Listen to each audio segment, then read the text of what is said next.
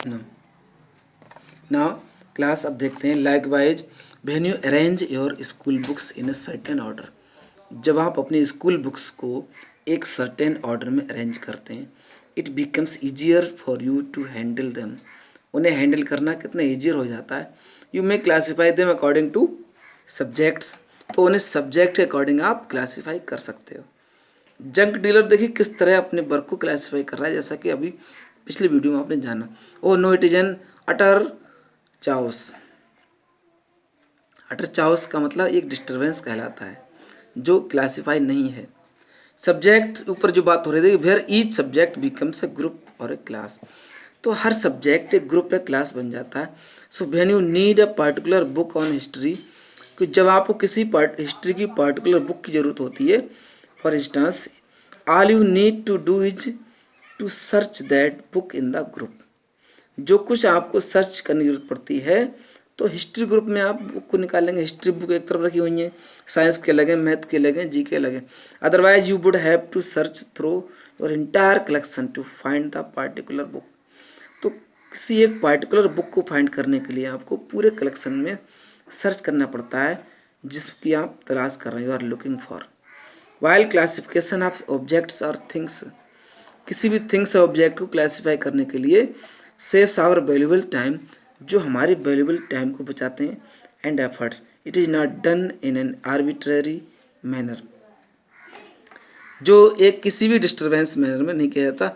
The कबाड़ी वाला groups his junk according to the markets for reuse goods. तो reused goods के लिए मार्केट्स क्या है कि कौन सी चीज़ें मेरी बिकने वाली हैं, उनको कलेक्ट किया जाता है एक मैनर के साथ। For example under the groups glass he would put empty bottles. किसी ग्रुप में एक गिलास या एम्प्टी बॉटल को रखता है वो। Broken mirrors and window panes, window के टूटे हुए शीशे की खिड़की। सिमिलरली व्हेन यू क्लासीफाई और history books under the group history, जैसे आप हिस्ट्री ग्रुप बुक में हिस्ट्री बुक्स रखते हैं, इस तरह यहाँ ग्लास के आइटम्स एक तरफ रखे जा रहे हैं। You would not put a book of a different subject in that group. तो उस ग्रुप में आप किसी अदर सब्जेक्ट की बुक को नहीं रखते। Otherwise the entire purpose of grouping would be lost.